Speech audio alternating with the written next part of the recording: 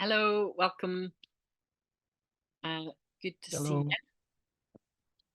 you. So welcome to the 10th and almost the last session of the training. It's been a long old journey we've had together, and today we're going to be looking at bringing an assembly to a point, or maybe several points, from which we can move into action out in the world. And in some ways, we're kind of revisiting that kind of outputs, what we want out of the end of an assembly, but potentially in a slightly different, with a slightly different take on it. Quick run through of what we're doing this evening. Would that be good, Eva? And Joanna, could you put that slide 36 up? We've done a lot of slides, I tell you, a lot of slides. I mean, not for this evening, don't worry. There's only 3, I think, but over the course of this process. So as Eva said, this is kind of looking at how do we wrap up, how do we complete, how do we make decisions towards the end of the assembly. So we're going to be looking at that. Decision-making processes first, and then looking at kind of strategy going forward. So is it an engagement plan? Are you engaging with the local authority? Are you kind of seeking funding, seeking to work with them? Or is it an escalation plan that's needed? Something that may be much more in a kind of conflict context where you're in conflict with power? Is it a declaration that you might be making as a community out of this assembly, or is it a proposal be made to the community? So in other words, do you feel like enough of the community is there that you can make a declaration, that you can make a statement, that this can be seen as coming from a cross-section of people, and therefore it's the community making a statement? Or is this a group that is now making a proposal to the community that you need to run by people to gain larger backing?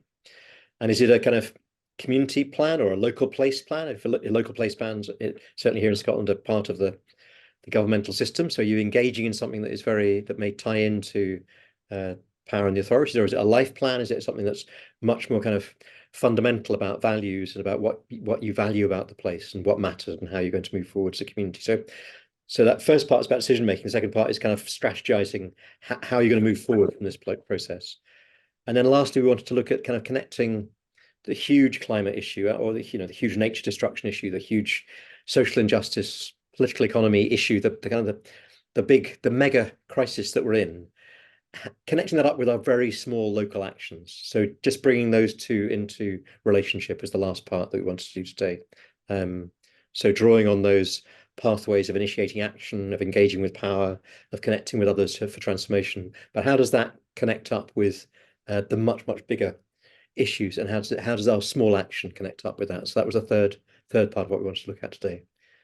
And Eva, I think you wanted to touch on something from last time. Is that right? Or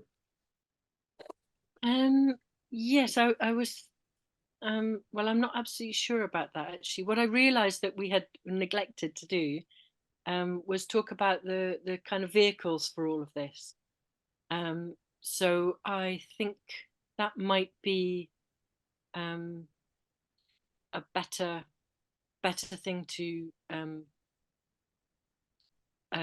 do this evening. And then if one of the things, so the kind of 2 main things for next week are about like next steps, like what do we do after the assembly, which is a whole other 90% or 99% of the work. It's like it's very easy to get kind of caught up in the assembly, but the assembly is meaningless unless it makes something happen. So how we kind of can make those next steps happen is the main focus of next week, but it's also potentially a chance to pick up on 1 or 2 things that maybe, if we could stop the share for the moment, thanks, that maybe people feel like they really haven't got, and that could include the getting to the uncontroversial essence, or looking at the kind of the underlying needs. That might be something that people want to have a look at, and I've asked in the WhatsApp group if people will kind of have a wee think about that um, over the next week. Sorry, I'm slightly distracted just finding my way around these slides. So I was going to do consent decision making. I was just going to do like take you through it rather than kind of create an exercise and go into small groups. So consent, oops, no, no, no, stop share. I'm not ready for that. So consent decision making, who's aware of this as a thing? Who's come across consent decision making? All right, so about half of the people. I think many more people have heard of consensus decision making, and they're similar.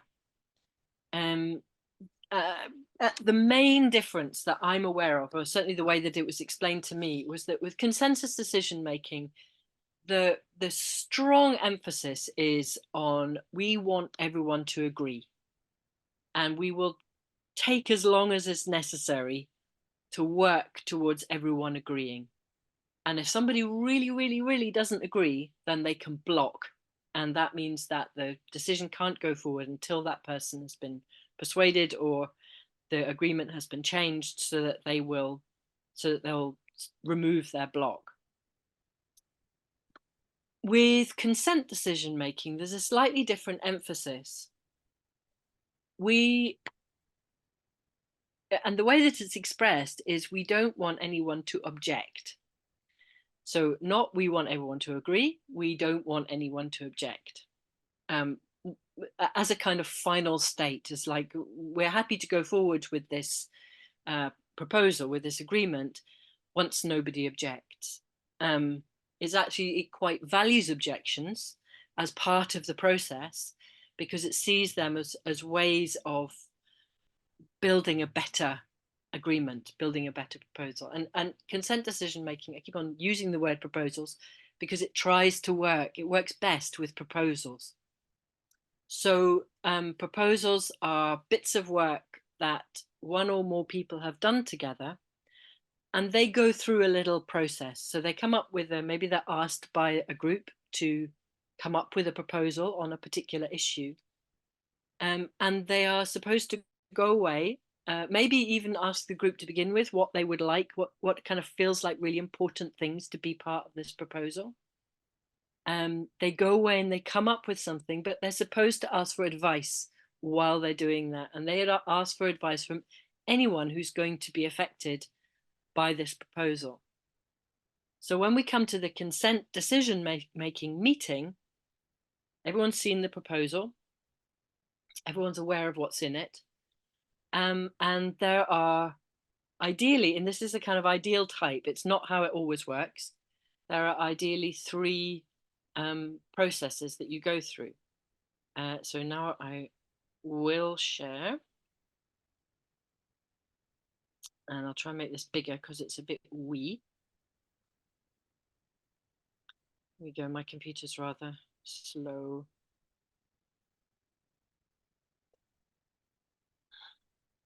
Okay, so this is what I was just talking about, preparing the proposal. Can everyone see this? Just checking. Someone say yes or no? You see, it's very small, so you might need to describe what's in each one, but you can see Right. it. This thing here,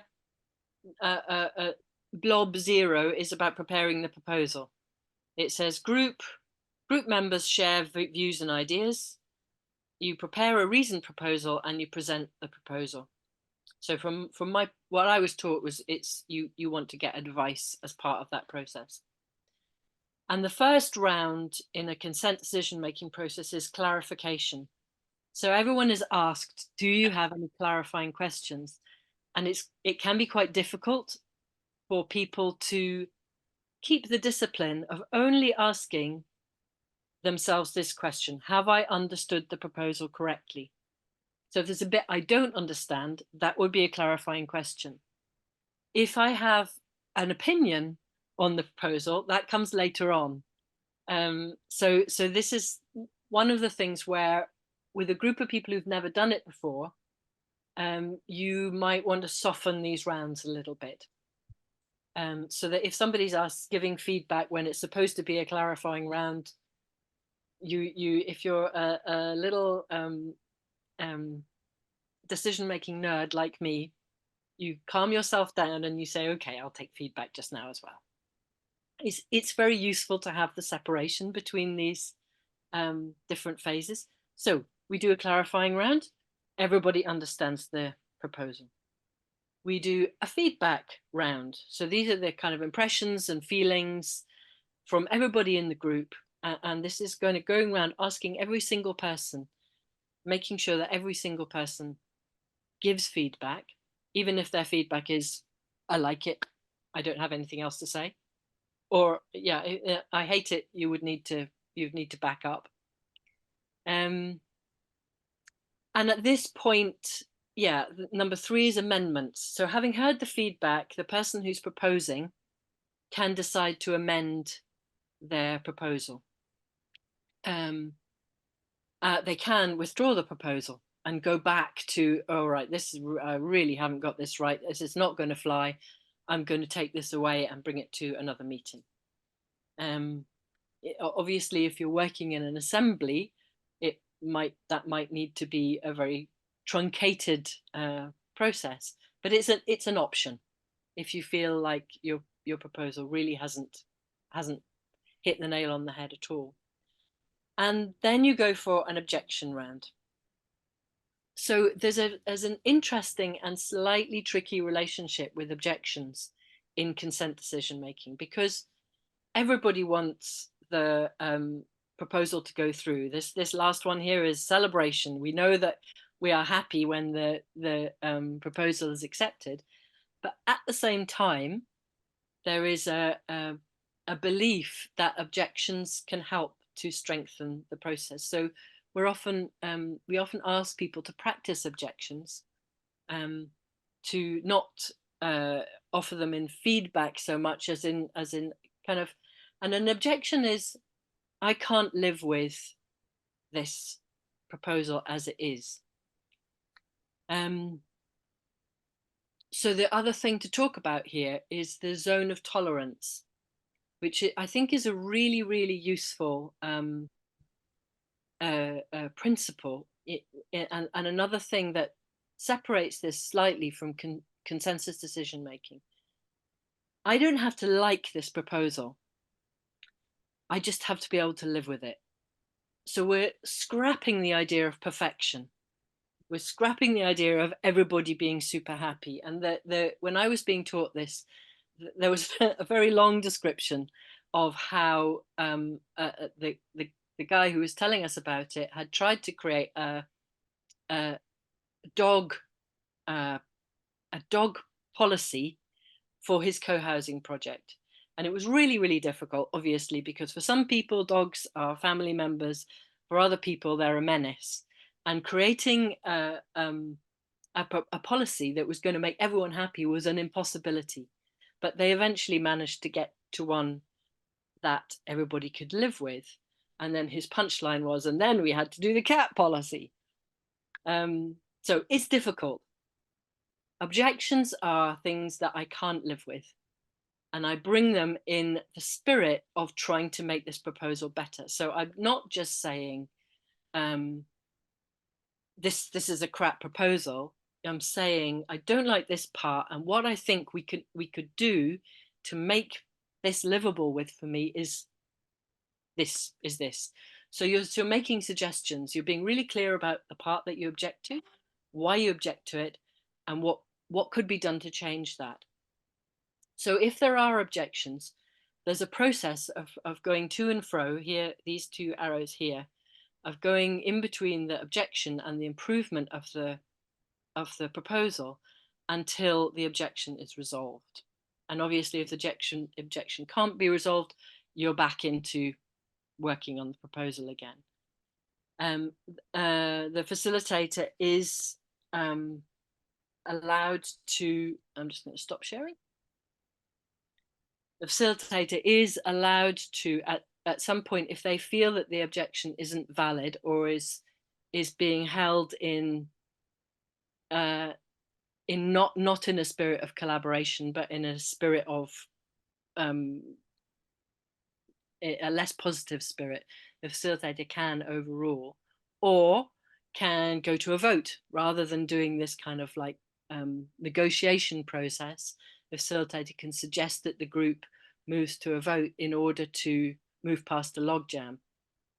But the hope is that we can resolve and get a really good proposal together based on this objection process. And then once you have a proposal that everyone can live with, where there are no objections, the idea is this whole group are kind of signed up to this proposal. They're not objecting to it going ahead. They may not be its most enthusiastic proponent, but they're willing for whatever this proposal has is expressing to go ahead. And this is something that you can use in an assembly, obviously. This is why I'm telling you about it. So this is one way to bring together a room full of people. And basically, the more people you have, the more difficult it is. It's very difficult and it's very stressful and tiring doing this kind of process with a room full of 50 people. But it is possible. I've done it, and it can work, and you can end up with a room full of people who have agreed that the process has been good and that they are willing to support or at least live with whatever it is that has been decided.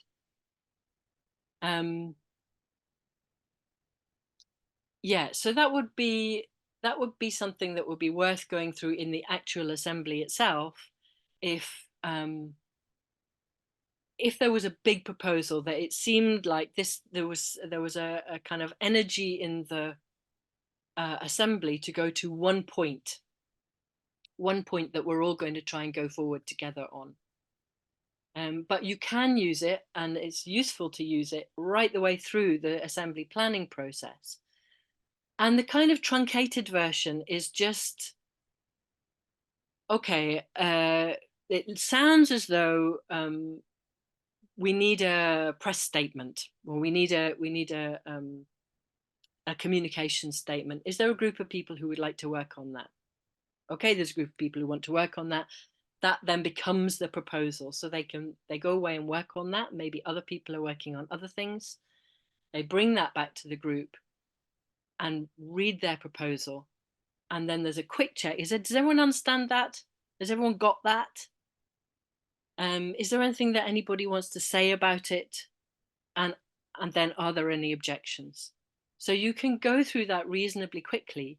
You don't have to tell everybody this is a consent decision making process and this is what it ought to look like. You can just use it on the hoof as a facilitator or even as an active participant to make sure that everybody has listened to something, has thought about it, and is not objecting to it being our next step, whatever that is. So I just want to take a pause there because that was a lot of words, and see whether anybody has any questions of clarification or any feedback or thoughts on that as a strategy for making decisions.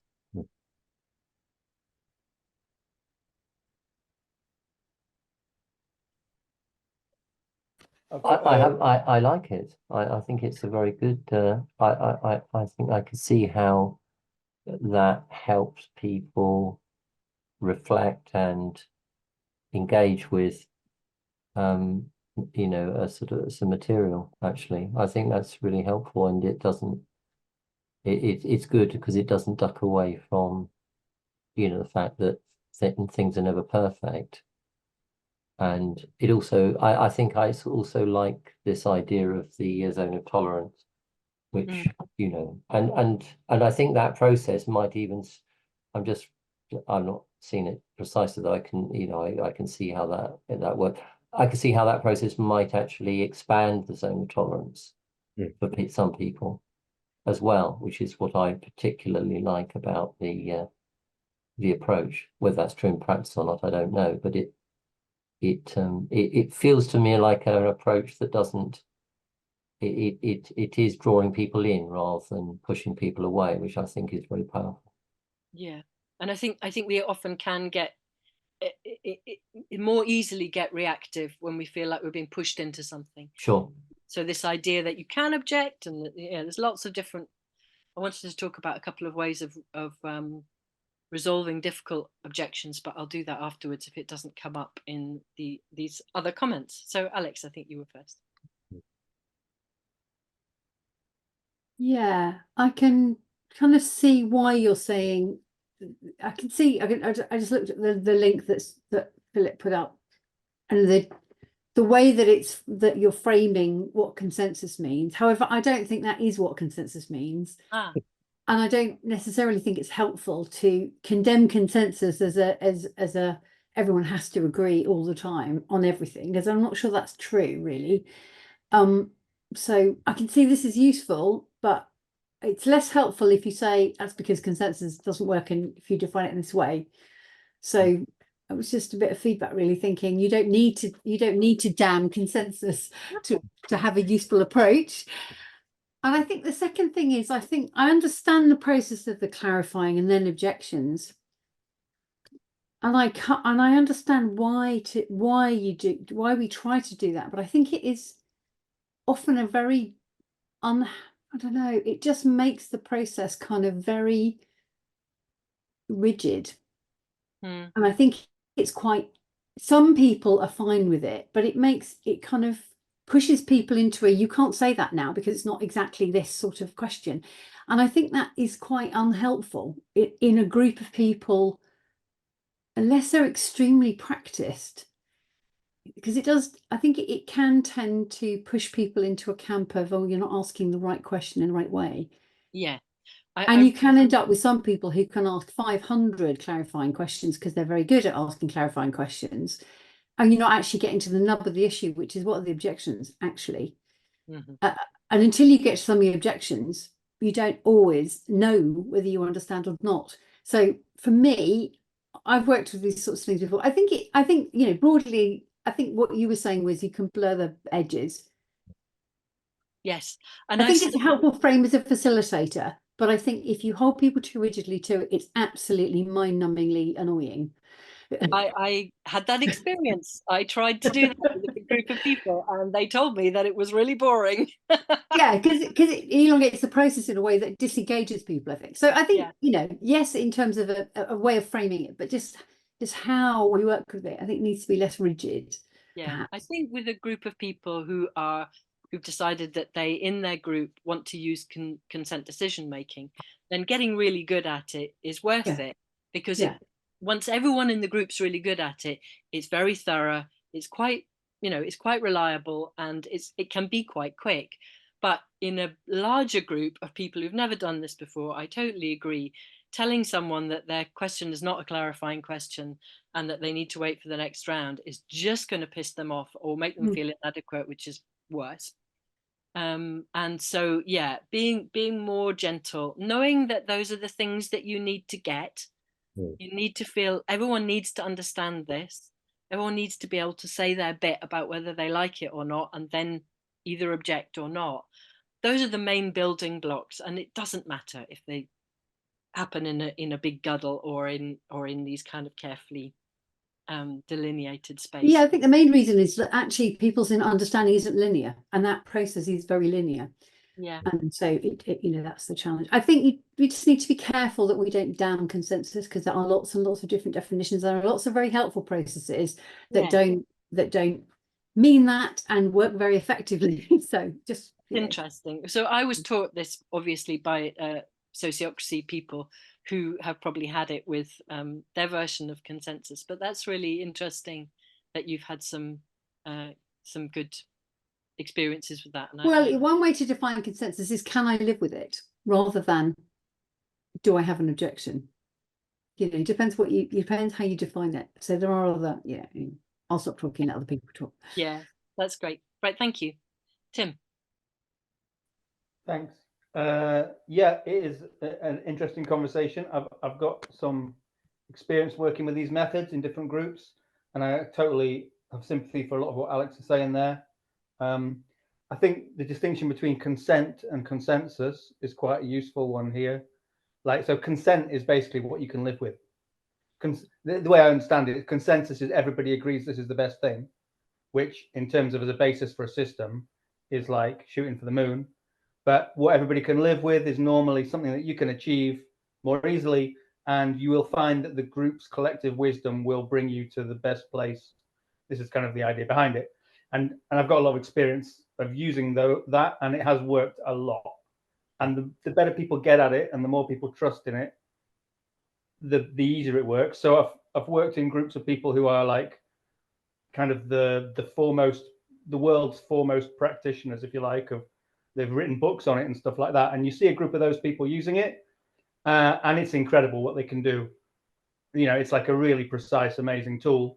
Like you say, Eva, if you've got a room full of 50 people who've got like a 10-year ongoing series of disagreements and personal issues and personality problems in a room, who have no idea how to use this method, and you try and force them down like this channel of a very strict methodology, you're just going to end up with a bun fight, you know. So I think the less there is a cultural knowledge of the method, like the less used to it and online people are, the more it comes down to the facilitator in a way, and the more they have to, it can be their personality, they have to somehow win the room over and get them to trust them. And you can play a little bit with the method and the structure and the order of things, and you have to kind of find your way through as a facilitator in the room that you're in. But yeah, so I don't think there's any hard and fast rules for this, basically. But I think it's kind of like a journey for, you know, as a way of doing things. It's like socially, it's a journey to move out of conflictual kind of smashing heads, you know, kind of what's exemplified by the House of Commons, for example. Yeah. Away from that, Yeah, and into finding some kind of sense of harmony, the way that communities used to do, when communities used to have to get together and do stuff. And, you know, there was a collective wisdom that if you really, really isolate and piss off two people, you know, they're the people that you're going to need to give you some hay next winter. It just turns out when your barn leaks, and, you know, that's, people knew this kind of stuff, and they were careful and more cautious about it. And, you know, in the modern individualized world, we've lost a lot of that collective wisdom of how to manage things. But I just want to weigh in and say,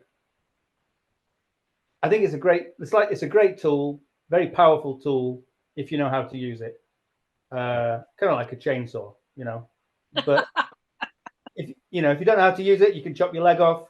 If you know how to use it, you can make all your firewood for winter in a couple of days. So I think it's worth, but it's the best tool I know. So it's the one I always go to first, basically, because I haven't found one better. So I'll give my support to it, basically. Yeah. For whatever that's worth. Yeah, I would agree. And I think, like we've been saying, it is possible to kind of simplify it and to use it, maybe not being too worried about chopping anybody's legs off, even if you've not used it before. You know, those steps are quite straightforward, and there's lots of nuance and skills that you can learn, but the steps are fairly straightforward. Jay, how about you? I just wanted to say that, in my experience, the most valuable contributions in thinking about a proposition are the people who disagree with it, because they have seen something which other people have not yet seen. And it's so important to honor their disagreement as much as you possibly can so you can learn from it. So okay, you could squeeze that into this framework, but I think that process at the beginning of sort of blue sky chewing the whole thing over, where the insights that the people who don't like it are honored, just seems to be really an important part of the process. Yeah. Justin. Yeah, no, just wanted to echo that. For me, that's the objections as gifts is the bit that I got from it. And I was really surprised by that. And actually, I've seen very large groups working very well with this, and not arriving at a place which is, oh, well, we can live with it, but actually at a really positive place, because, wow, we can live with this. You know, so given how useless democracy is generally, I'm sure it's working well in some places, but in general, it doesn't seem to be working that well. The experience of decision making amongst 100 people when you arrive at something which you can all live with happily and move forward is incredibly empowering. So I just wanted to, if you're emphasizing the kind of we can live with this bit, but actually it's an incredibly empowering process in my experience. And for me personally, learning that objections are gifts is quite different. So I guess just echoing what Jay's saying there, rather than, oh no, somebody's objecting, that's a problem. It's like, somebody's objecting, okay, what do I need to learn from this? Yes, and I just wanted to add a couple of things going against this lovely appreciation of the people who disagree. if you really need a decision and you feel like you have a reasonable, workable proposal here, but somebody you're not able to easily resolve the objections. One of them is to remember the phrase "good enough for now, safe enough to try." Again, that's kind of a can we live with this? And it doesn't have to be perfect kind of a statement, but it's a real good catch-all of it's good enough for now. We know it's not perfect. It's safe enough to try. We can always revisit this. And that would be the second thing that I think is really, really useful in terms of getting a decision made when people are not sure about it, and that's to put a time limit on it. And that time limit can be anything from 2 days to 6 months. Shall we just, what would happen with this person who is not sure? What would happen if we come back in 2 months, and so we adopt this policy, we go ahead with it, but we come back in 2 months, and if it's not working, then we can revisit this decision and change it or scrap it. And for a lot of people, that will be enough, assuming you're in a kind of context where that's going to be possible. And again, the end of an assembly, you might not be able to use it, but in the process of putting an assembly together, you almost definitely can, because you're working probably with a smaller working group who are going to be meeting again. So if you had a disagreement about what kind of comms you were going to do, or a strategy about how you were going to be doing outreach, it's feasible that you could try one way with some people who are maybe super reluctant, but you need to have a policy, you need to have a kind of agreement on how you're going forward, and then revisit it in 2 weeks or 2 months, and see if their forebodings were correct, and maybe the policy needs to change, or whether actually it kind of panned out okay.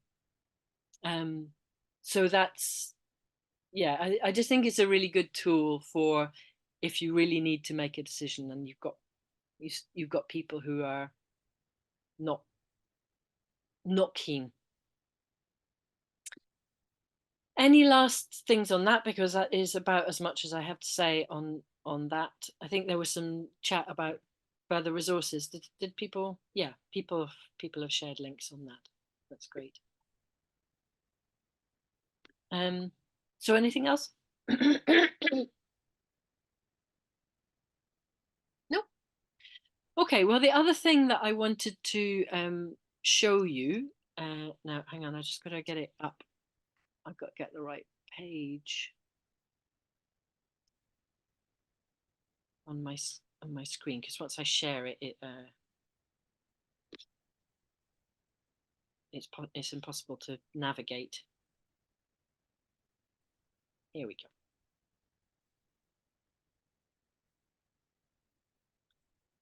Okay, this is from our famous handbook, which I finally managed to share.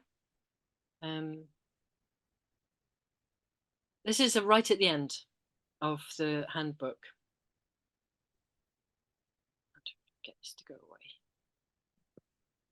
Can't. Okay, that's just going to stay there. Sorry. Again, I don't think I can make this much bigger. Maybe I can.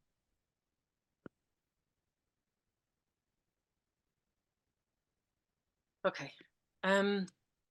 This is a bunch of different ways that you can work with groups to unpack people's thinking in different ways. And what we've done is put links to a more complete description of each of them. And we've got a little column around what we think it's good for using this particular technique, and very quick potted version of how it's done, and then where you might use it in an assembly process. And I did this quite a long time ago, and it may be a little bit out of date. But I just wanted to go through these briefly with you, because they're good ways of bringing together bringing people together to think about things in different ways. And some of them are really good for producing the kind of outputs, or the not outputs, the kind of plans that you then may take forwards out of the assembly into real life. Spectrum lines is quite a short and a light one, and it can be quite good to use early on. But like it says here, it's good at getting an instant and a sort of visible read on a particular question. Most people have probably done them. It's where you set up the room, everybody gets up, and you get people between to put themselves on a position, on a line between two extremes. I love marmalade. At the other end is I hate marmalade. Where are you on that? And then you kind of talk to people in a public way about why they are where they are on the spectrum, and people can move on the spectrum too. So they can be, I was at a workshop fairly recently where they actually used them quite heavily as a kind of debating tool. And people were really encouraged to move around and asked other questions around the same issue, and then encouraged to move themselves on the spectrum, so that you could see how what one person says really affects what other people then think. So it can be a really interesting thing to use. Open space is, I think, one of the most important exercises that we have. I imagine that most people have had some kind of experience of it. Very briefly, for those who haven't, I really would encourage you, if you don't read about any other format, I would encourage you to read about this one. It's a way of kind of creating an agenda from the interests and concerns of the people who are in the room. So people are encouraged to think about what the conversation that they want to have. They speak those out, and each of those conversations are given a place and sometimes a time, if you've got more than one round of this, to happen in. One of the weakest points of open space is that the notes that come out of the conversation are often not very good. And sometimes I've addressed that by finding designated note takers, or people who I know are good at taking notes, to go into groups that they otherwise wouldn't necessarily go in, just specifically to do that job of taking notes. Because particularly if you're using this to move plans forward, you need to know what happened in the conversation. And in particular, you need to know whether decisions were made, or whether there were kind of ideas that need to be captured so that people can take action on them. But it's a really, really good tool for allowing the people in the room to have the conversations they want to have. World Cafe is quite similar, but in general, how I've used and seen World Cafe used is that we're only really discussing one thing, but we're breaking it into different elements. So you maybe only have 3 tables. If you've got more people, you can have 6 tables, but they're duplicates. And one table might be looking at, I don't know, the kind of like, say we're all looking at a community food project that this assembly has decided it wants to do. Maybe one group is looking at, so where do we find the land for this? Another group is thinking about, so how do we tell people about this? And another group is looking at, you know, what are we going to grow? Yeah, this is completely off the top of my head. And what happens is the group splits and goes on separate tables, which are hosted by one person. And then after a certain amount of time, the groups all change table. The host stays on the table and can tell the new people who come to their table what the previous conversation, they kind of catch them up. And the idea is that the conversation can then kind of deepen and mature. And then if you've got 3 tables, it would change again. So everyone has been able to talk about everything, but you've done it in slightly more manageable groups. Council circles is another thing that that I really like and use a lot. We've done it a lot in this group. It's where you have a kind of a certain amount of time. You split the time roughly between the people who are in the group. Everybody gets a turn to speak that's roughly equal to everybody the amount of time other people have, and everybody is listening. So you're listening much more than you're speaking. And there are some instructions there about sort of just the kind of real full attention, that we listen to one another, and the permission to be really spontaneous in the moment in what we're speaking about. Fishbowl can be really useful if you have a hot topic that only affects some people in the group. We used Fishbowl in the Tory Assembly. Needs to be used quite carefully, because there were a couple of times when I thought that it was quite important that this was a conversation that needed to be happening only with people who lived in Tory, and our group was bigger than that. There were people obviously the people coming from Edinburgh, the facilitation group, and there were also quite a few kind of supporters from elsewhere in the town. So the idea there would be that the local people would sit in a smaller circle, and the other people would be around them listening. And sometimes you leave an open chair that allows somebody to come in who's not in the inner circle, give an opinion or a reflection or a piece of information or whatever it is they want to say, and then they move out again. So that's a way to make that kind of semi-permeable. And the first time that I suggested maybe only local people could do this, it was really not well received. People didn't want to be singled out like that.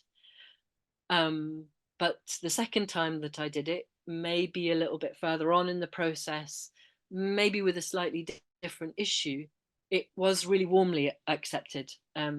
It was really that there was a kind of division in the group about, I can't remember exactly what it was, but it was about something where it really felt like it's people who live here who need to make this decision, and they can get input from other people, but fundamentally it's up to them. And it worked really, really well. It was really helpful, and it moved a conversation that had got very stuck on very quickly. Yeah, bearing witness is something that you might or might not use in an assembly. It's based on a kind of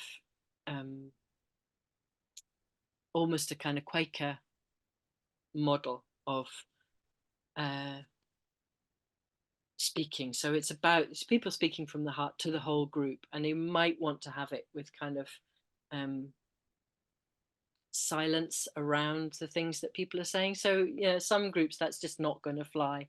In other groups they might quite welcome a lot of thinking time in between saying something that they feel they've come to feel like is the next thing to say. And I won't go into collective story harvesting because it's quite a long and detailed process, but it's a really interesting way of really digging into something that you're hearing. So it might be something that if you had a really important expert witness, so say you knew that you wanted to have a community garden, and you had brought somebody in from another community who had done it pretty much what you thought you wanted to do, you might use the collective story harvesting to really, really understand a lot of aspects of what it was that they were talking about. But you can read more about that if it seems of interest.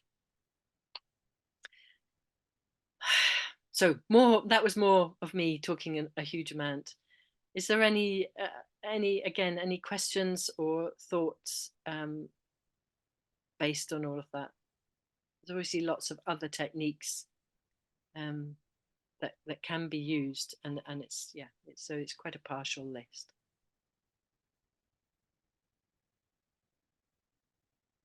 Great, Anna. You're muted. I've experienced some of these, and I always wondered about the timings, like, because I mean it can be so variable. Like, how long do you actually spend on each moment? I think that can become a bit tricky, especially if you don't want to cut people off. I don't know if you have something to add about that. Yeah, I mean, I think that the well, I mean, timing is just a bugbear right the way through an assembly, because everything always takes longer than you expect, or certainly for me, everything in a way, everything should take longer than we expect. I think a lot of the time we're really kind of trapped by clock time because everyone has lives and they have to get back to get the kids dinner, or get on to their next appointment. And what that means is that we're constantly cutting processes short. If we were living different lives and we were not on Zoom, but we were all sitting around the campfire talking about how we would like to do assemblies, we might spend all night talking about this, and we might come back the next day and want to talk about it more, or there might be something else. But we're not in the kind of context where that's possible, so we're constantly chopping things up, and there's always a kind of, we move on to the next thing, and that's really important, but we have closed a conversation that could have borne more fruit. I think some of this is also just practice. Like, for me, doing open space, it needs an hour and a quarter that's the minimum I've ever been able to do open space in. So having done it a few times, you kind of know, all right, well, we can't fit an open space into that section because it's just not long enough. But whatever timing you think of for an assembly, I would normally just, as a rule of thumb, add about a third of the time.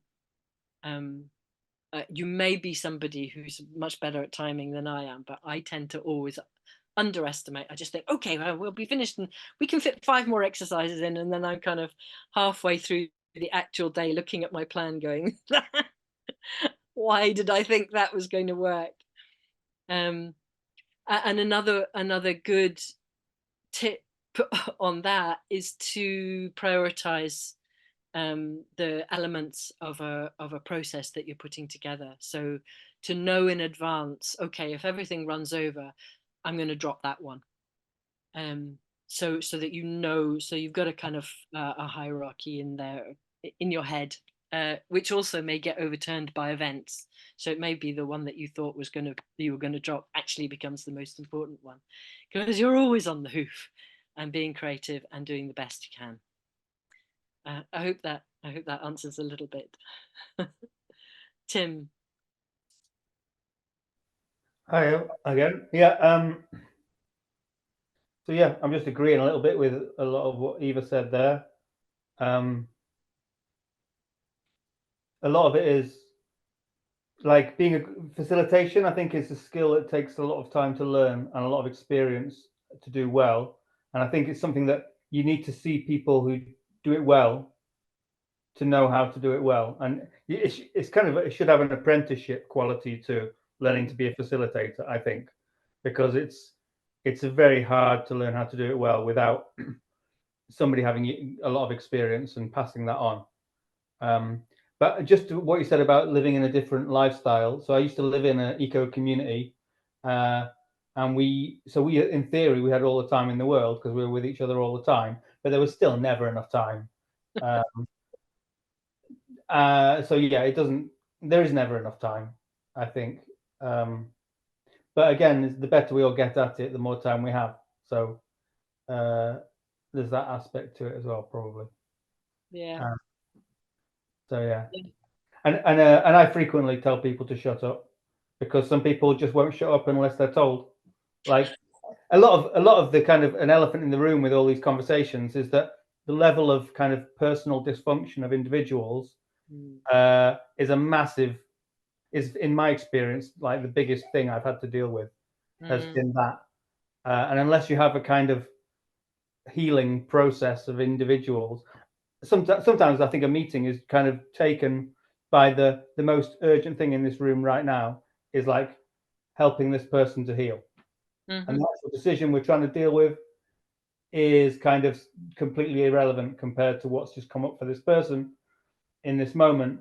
But if you don't, a lot of bureaucratic processes, we don't make space for that. We don't give importance to that. But often that's the kind of thing that comes up. And that, like you say, add a third, I'd say you add like double your time if you want to actually deal with that stuff as well. So Yeah.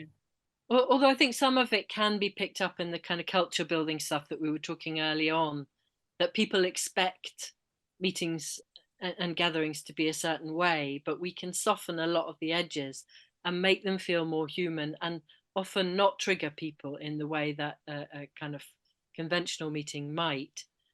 Yeah, without also implying that that then gives everybody space to talk about whatever they want to talk about for as long as they want. It looks like Justin has a point, and then I'm wondering about like taking a little break. Just a really quick point on Tim. I totally agree. That I think one way of dealing with that is also to go off with somebody. I've certainly done that, so that you're not in any way lessening the importance of this person's really difficult place that they're in, and they may be making it difficult for other people too. So you're totally valuing it, but you can also do that in a way that can take that out. But you're not taking them away to stop them disrupting. You're going away with them to give them your full attention, which you can't. So, but I agree with you. That's really tricky part of the balance. Yeah. And that, one of the ways that we were, well, we had various ways of thinking about how to deal with that. And one is obviously, don't facilitate these things on your own. Have at least one more facilitator with you, and maybe more. And also having like caretaking roles, so that knowing that, for whatever reason that people may get upset in the process, and you've recruited people who are specifically have come to look out for upset, and to kind of befriend people who are having a hard time. We were calling it the grandmothers, because the person who told us about it was in Canada, and said that in the community meetings there, they would have like the meetings, and their meetings go on a long time, because they're Indigenous people, so they tend to have much more stretchy meetings. But so there was the main meeting, and then there was the tea room just outside, and that's where the grannies would sit. And the grannies would be there with the tea and cakes and also blankets. And if people were having a hard time, that's where they'd go out and get a cuppa, and they could chat and be with elders until they were ready to go back in. So I just loved that role, and think it's more and more we should have grannies and grandpas in our meetings, as well as other things. Okay, if there's nothing else burning, shall we take a 5-minute break? So that would be 42, about 48, 2 minutes to 10 to. No. Maybe call it 10 to. 10 to. Let's Yeah. go for 10 to. All right, see you in a minute. Ta-ta. Okay, we have the, Can you make me co-host? Sorry, because Johanna had to leave and I came of in. course. Sorry about that. There you go.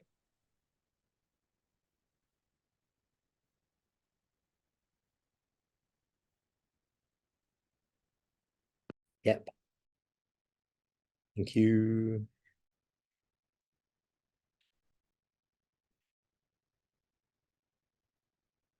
Great.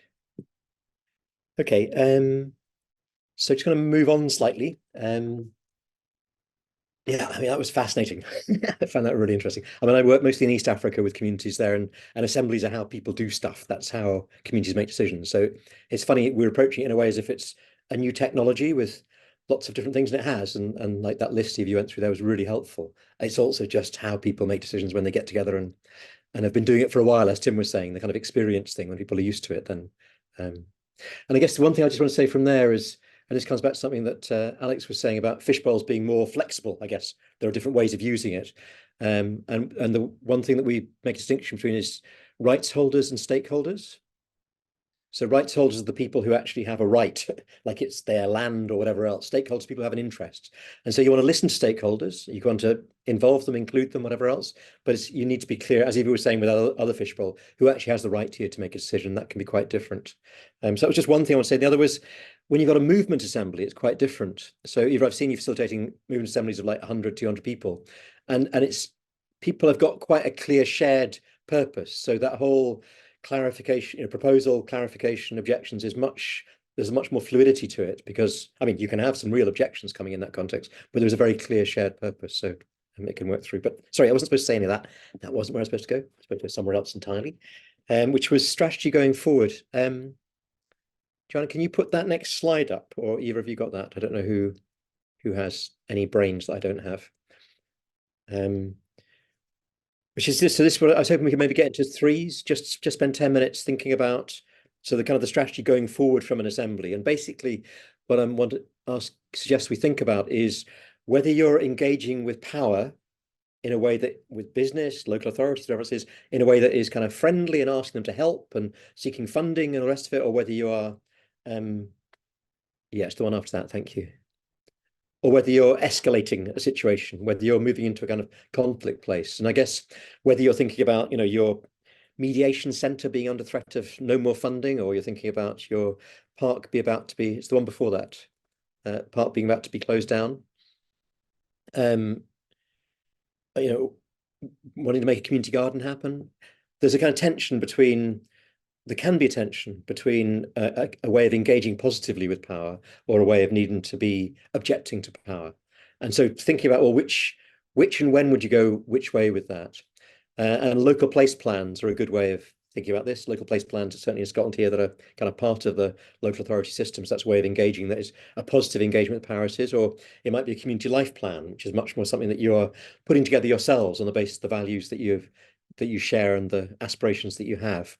So when are you engaging with the status quo, as it were, when you try to develop something different? And thinking back to Torry, that a declaration came out of that. But there's a question about, well, is this really a declaration of Torry? Was there enough people here? Was there enough for cross-section of people to say this is a declaration from the community? Or is the Assembly going to produce more of a proposal to the community? And in a way, it'll be a bit of both. And with the Torry Assembly, that page on the right there, the kind of 6 actions that, so the Assembly committed to take and invited others to join us in taking. It was called a declaration, but it also is a commitment that the individuals there have said they'll take and are asking others to join. And if you look at number 1 and 4, I don't know if you can see it, but number 1 was, we'll do everything to stop the land grab of the park being industrialised. And then number 4 was, we'll seek support to set up a Tory retrofit project. So those are very different energies in those two. One is saying we'll use legal means, we'll use direct action if needed, we'll do whatever we can to stop this land grab. And then number 4 is, we're seeking support to insulate homes, reduce bills and emissions, improve health. So that number 4 is a very different energy to it. In 1971 and 2018, the oceans gained 396 zettajoules of heat, which is the equivalent of the energy of more than 25 billion Hiroshima atomic bombs. So between 1971 and 2018, 25 billion Hiroshima atomic bombs amount of energy has been absorbed by the oceans. So there's something about the oceans has been we think about the atmosphere when we think about climate, or talking about me. I think about the atmosphere and I think about climate change, think about the emissions in the atmosphere and so on, and the temperature rises and so on. But actually the oceans have been absorbing a vast amount of these emissions. And that's the slightly terrifying fact. But the second one was just looking at, I don't know if you saw this extraordinary article on in Resilience, I don't know where it came from originally, about a scientist, Milan, who you may know about, I didn't know anything about. But he was looking at the way that originally when climate change was being dealt with, it was being talked about in terms of emissions and CO2 in the atmosphere, but it was also equally being talked about in terms of the destruction of nature and the concreting over of marshes and the destruction of forests, and the way in which the need is to keep the soil healthy and the riverways and forests happening, and then being able to continue their kind of cooling effect and their ability to regulate the climate and so on.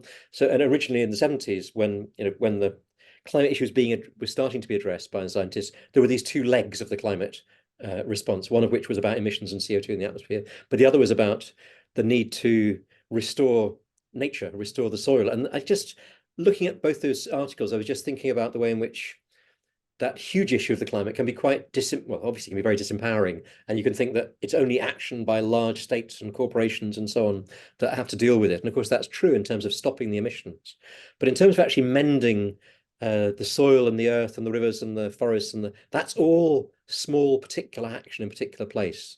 That's all about local place-based action. And I found that incredibly, maybe it's just my personality, I find it really helpful when I can connect up the worst and the best. So for me, thinking, whoa, this is a really serious mess we got ourselves into, but that at one end of it, it requires concerted collective action at the global level. But at the other end, it just requires actually taking care of the soil in a particular place, taking care of the riverway in a particular place, just taking care of, and therefore kind of an assembly that's ending up with particular small actions and changes in a community garden and whatever else is not something kind of separate from responding to that big picture. It's the kind of crucial, one of the many yeses to that need to restore localities. So I just wanted to throw that in there because it just seems like we've been talking about these pathways of kind of initiating action oneself or as a community, or engaging with power, or connecting with others to transform the whole system. And those are all crucial, but they can look like they're hierarchical, and that the initiating action, doing something locally where you are, is the smallest, and then engaging with power is more important, and then connecting across the way is more important. And actually, that initial one of restoring the soil and the land and community and resilience, and actually an ability to make decisions together and to listen to each other, that bit is, without that, the rest is really nothing. So there's kind of like no to a nature wrecking system, but there's that yeses to restoring localities. And that lovely phrase that Milan has about water begets water, soil is the womb, vegetation the midwife. And he's describing that. I'll send the link round. But he's in the article, it's a great article, just describing how the climate is regulated by these natural processes. It's not something happening up there in the atmosphere alone. It's happening through these very, very real tactile processes, which we can tend to and attend to and restore, which includes human communities as much as ecological communities. So I just wanted to throw that in there, and I apologize if that was slightly out of place because it doesn't feel like it quite fits. But I just kind of wanted to restore that awareness and that sense of the local being so much who we are. These bodies are our localities, and this is my locality. Taking care of this, taking care of relationships, taking care of those around you, taking care of the place you're in. Without that, the rest is nothing, and with that, the rest is everything. So yeah, just wanted to throw that into the mix. Yeah, that's me. That was that.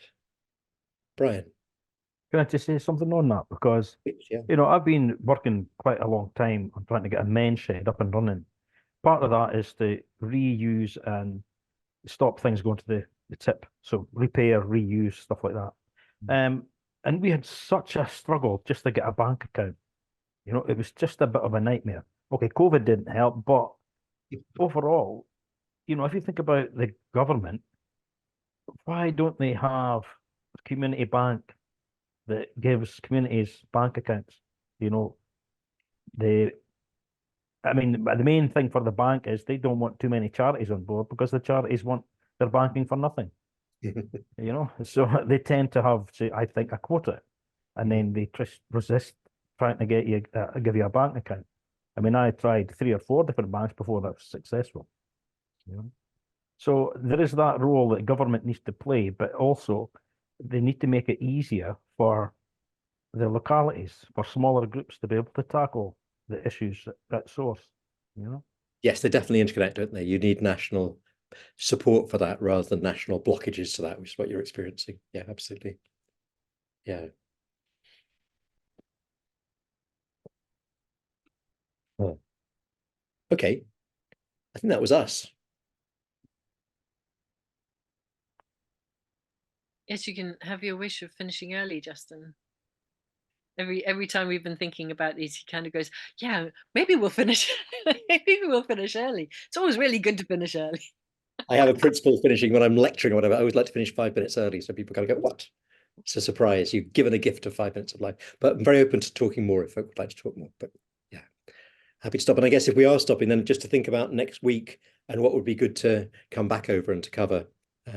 So yeah, just let us know in the WhatsApp or by email what you feel has been missing or what you'd like expanded on, or yeah, what you'd like to add. Yeah. Thank you. So Actually, the last one.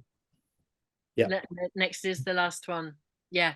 Yeah. And one of the things that I would like to have a perspective on. I mean, we partly want to use next week as a little bit of a kind of evaluation of the training, although we'll obviously send around a little kind of form. But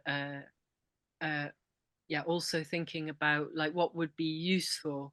And there's not that many of us are planning immediately to do an assembly, but maybe there's a small group who would like to carry on working. And certainly, you know, the sense that we could, you know, if that becomes the case for anybody, you know, 6 months or a year down the line, oh, and now I'm doing an assembly, you know, I would really hope that we can be a resource for one another around thinking that through and maybe meeting up or whatever, you know, that this is an ongoing group. And if we do further trainings, we'll probably just add people to that WhatsApp group. So yeah, that's probably good to know, is that it's not a kind of like, it's not a private space for this group. It's more of a kind of like, hopefully a growing community of people who are interested in this kind of bottom-up democracy. Yeah, that all good? Yeah. See most of you next week, apart from whoever said they couldn't. Bye, Sarah. Nice to have seen you.